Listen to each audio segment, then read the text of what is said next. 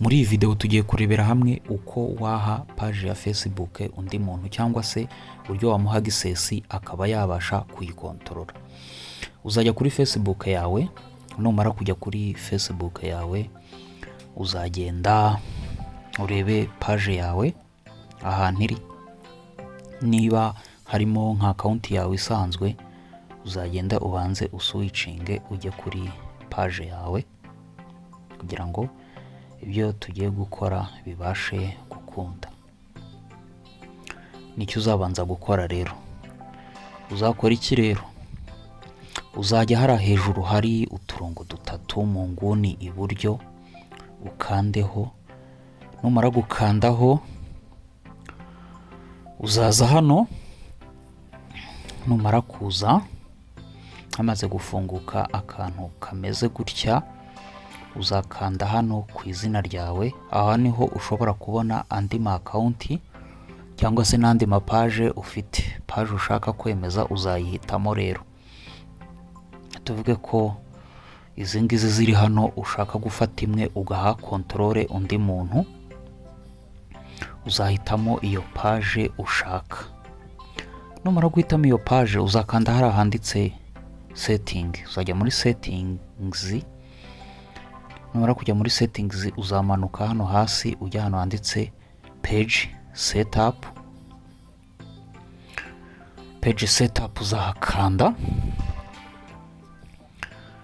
kugira ngo tubashe gukurikira step zikurikiye. Numara gukanda kuri page settings uzakanda kuri page access. Numara gukanda kuri page access, ahangaha uzaba ugezeho ushobora kwemvita umuntu cyangwa se gushyiraho undi muntu uzakontorora page. Uzakanda hari ahanditse add new. Nurangiza gukanda kuri add new uzabona hano hasi handitse next, hano hasi h'ubururu ukandeho. Numara gukandaho uzaza muri search ushakishe izina ry'umuntu ushaka gushyira kuri page yawe cyangwa se umuntu ushaka guhereza full access kuri page yawe. Uzamukandaho rero. Numara kumubona umaze kumusacinga, noneho hano urabona handitse ibintu uwo muntu ashobora gukora. Uwo muntu ugiye guha access ni icyo yakora. Ya creatinga handitse content, creating content n'ibindi, gusiba page. Nurangiza hano hasi uzahemeza handitse ngo allow this person to also have a full control. Nuvuga ngo iyi control ubumuhaye ni ibintu ashobora gukora kuri page yawe. Uzabanza rero ubisome mbere yo kugira ngo umuhe iyo access, ubundi kandi handitse hasi ngo give access. Numara kwakanda hazaza ahantu handitse ngo profile password. Uzashyiramo password ya account yawe ya Facebook. Nuvuga ngo ya account yawe usanzwe ufite ikontorora ino Facebook, uzashyiramo password yayo ukoresha.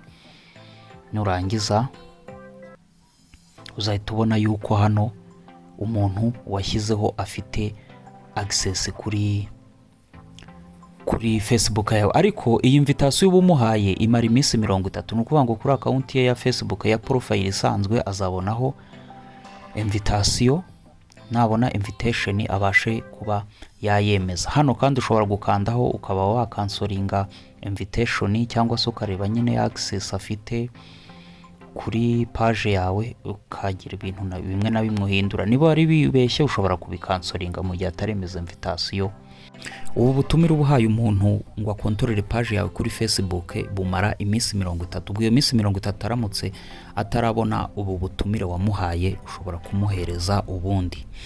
Naho kugira ngo abashe kukuvanaho cyangwa se iyi page ushaka kuyihera uwo muntu kugira ngo akwambura access bitwara iminsi 7 kugira ngo agire ubwo bushobozi bwo kuba yakuvanaho.